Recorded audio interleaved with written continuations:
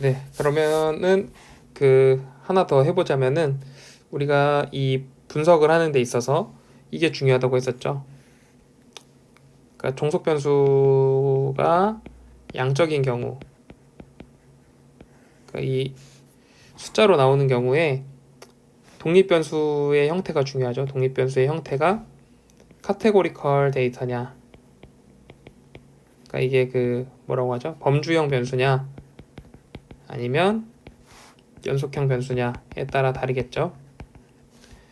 카테고리컬 데이터인 경우에는 또 두 개로 나눠집니다. 집단이 두 개인 경우와 세 개 이상인 경우. 두 개인 경우에 우리가 쓰는 게 t-테스트라고 했었죠. t-테스트도 또 두 개로 나눠지죠. 상관이 없는 경우하고 상관이 있는 경우, 이렇게 나눠지고요.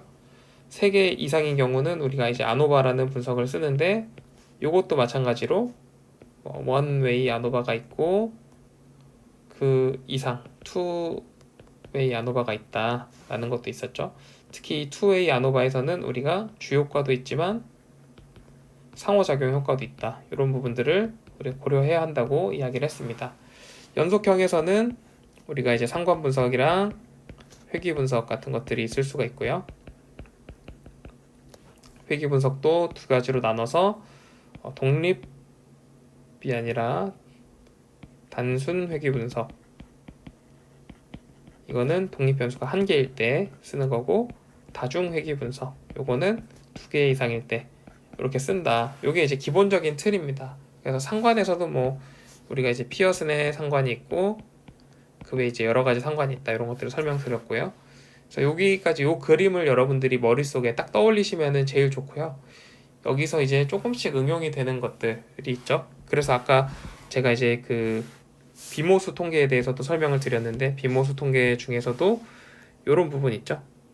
요 각각에 대해서 t-테스트에 대한 비모수가 있고, 상관이 있는 경우 없는 경우도 전부 비모수가 따로따로 다 있어요. 요것도 다 비모수가 있고, 그 다음에 연속형에서도 이 상관계수 같은 경우도 비모수 방법이 있고, 회귀 분석도 비모수 방법들이 전부 존재를 하는 그런 형태입니다. 그런데 이제 이런 경우가 있을 수 있겠죠.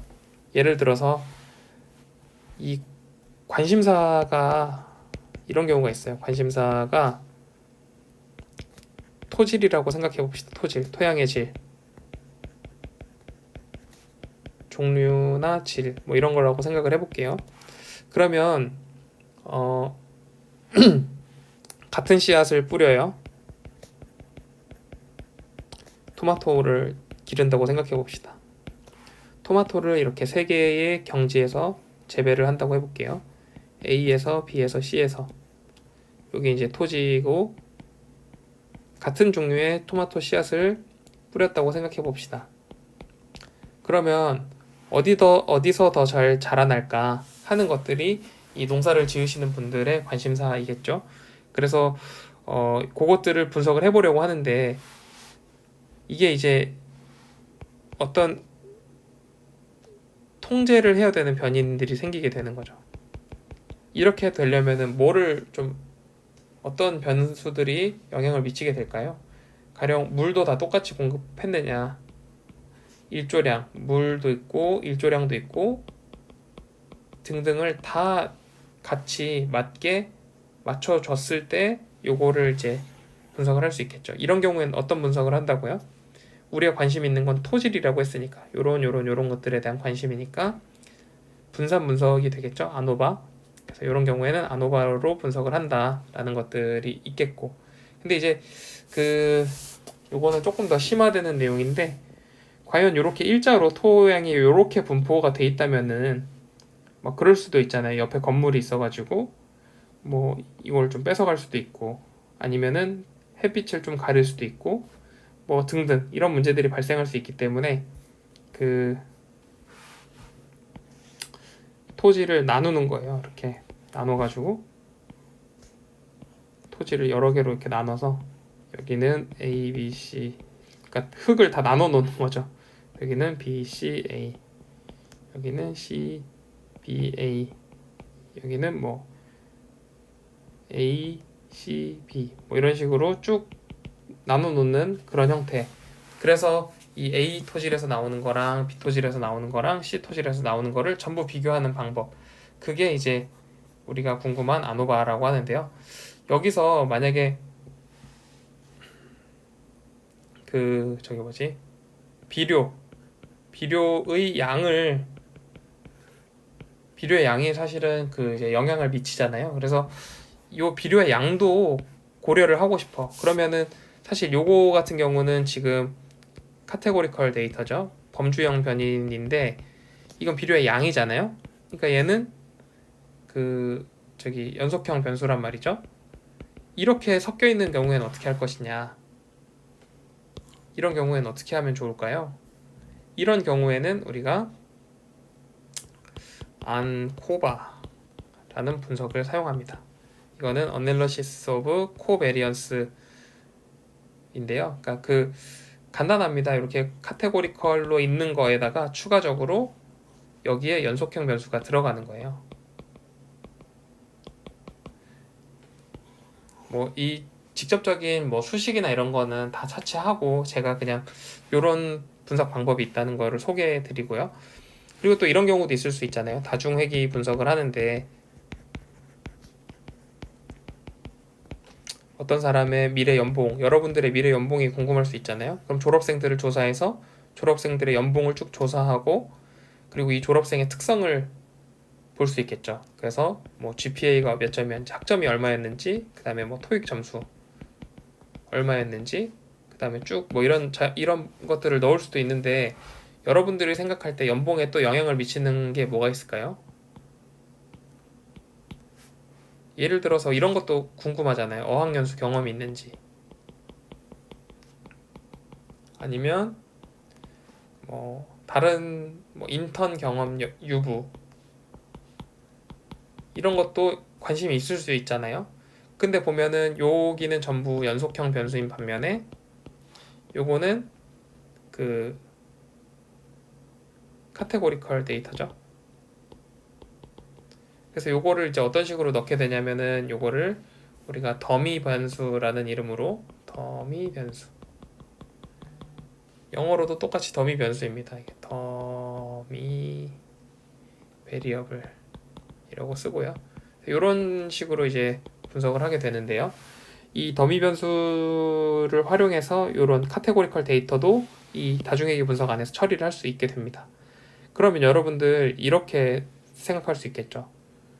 아니 이거 보니까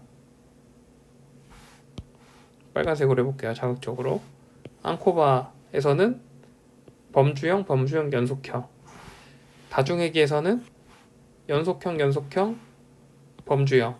이렇게 들어가네. 결국은 들어가는 게 연속형, 범주형 이렇게 다 들어가고 이것도 순서만 바꾸면은 범주형, 연속형 이렇게 볼 수 있는 거 아니야? 라고 생각할 수 있겠죠. 맞아요, 여러분. 그래서 아노바나 회귀 분석이나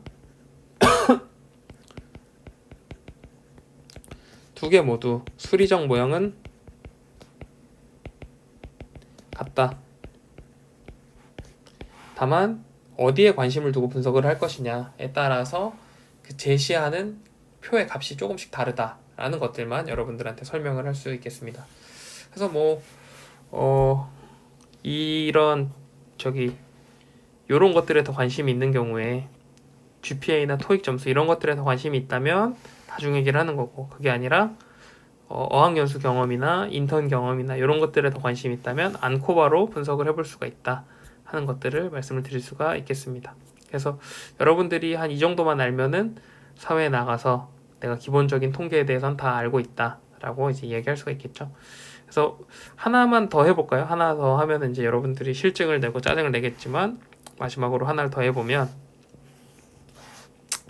회귀 분석은 선형성을 가져야 된다고 했잖아요.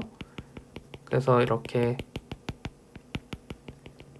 이런 점들이 분포한 거에 대해서 최적의 회귀선 하나를 찾는 과정이 회귀 분석이라고 말씀을 드렸습니다. 이런 게 이제 회귀 분석인데 예를 들어서 어떤 자료가 선형성을 갖지 않고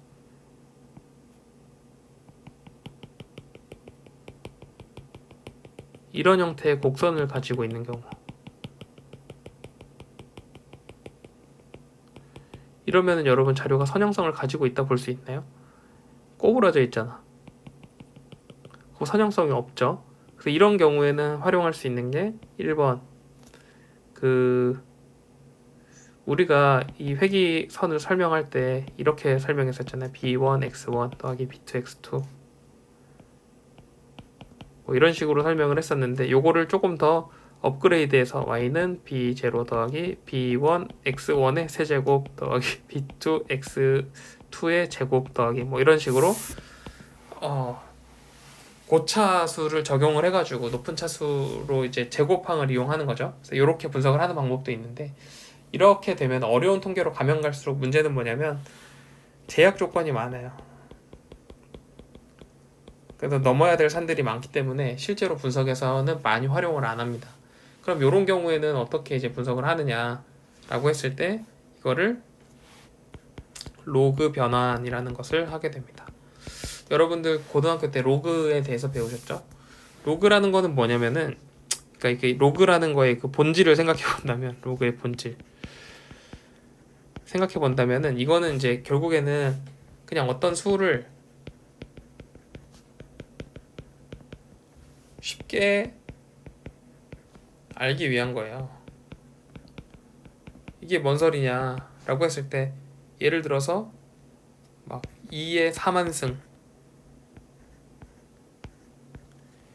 는 얼마게 이렇게 물어봤을 때 이거 이제 우리가 딱 대답하기가 어렵잖아요. 그래서 2의 4만승 이거는 감이 안 오잖아요. 그래서 이거를 어떻게 계산하냐면 여기다가 로그를 취하는 거예요. 그래서 로그를 계산하면은 4만 곱하기 로그 2 이렇게 해서 뭐 얼마의 값이 나오면은 얘를 보고 아 얘는 몇 자리 수다 그 정도까지는 맞출 수 있는 거죠. 그리고 뭐로 시작한다 라는 대략적인 이 수의 위치를 맞추기 위한 어떤 그 바꾸는 거라고 볼 수 있습니다.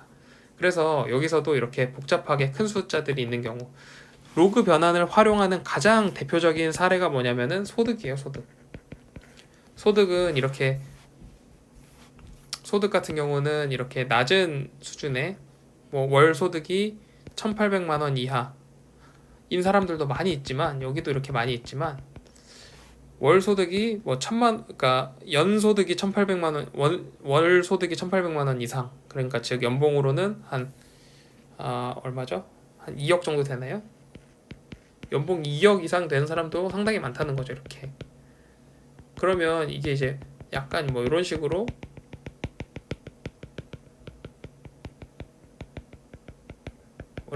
분포가 되어 있을 거란 말이죠. 그래서 이렇게 분포가 되어 있는 경우에 이런 것들을 로그를 취해주면은 이렇게 선형적으로 바뀌게 됩니다.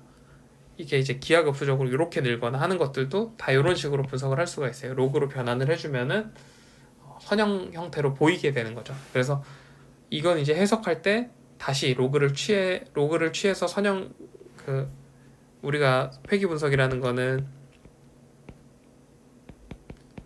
B2X2 뭐 이거를 해가지고 결국은 요 값들을 구하는 게 회귀 분석의 목적이잖아요. 그래서 어떤 새로운 값이 나타났을 때 여기다 각각을 넣어주면은 우리가 궁금한 요 값을 유추할 수 있다라는 것이 이 회귀 분석의 목적인데 이 선형성을 지금 로그를 취해서 계산을 한 경우에는 다시 거꾸로 가서 로그를 취하기 이전 값으로 바꿔서 해석을 해줘야 된다 하는 것들을 이제 여러분들이 이해를 해주시면 될 것 같습니다. 이게 이제 워낙 많이 쓰이는 거고 실제 논문 같은 걸 읽다 보면은 많이 나오기 때문에 이런 걸 하는 거를 이제 우리가 로지스틱 회귀 분석이라고 하거든요. 그래서 요렇다 하는 것들을 여러분들이 알고 이해를 해주시면 됩니다. 네, 여러분 긴 시간 강의 들어주셔서 감사하고요. 한 학기 동안 고생 많으셨습니다. 감사합니다.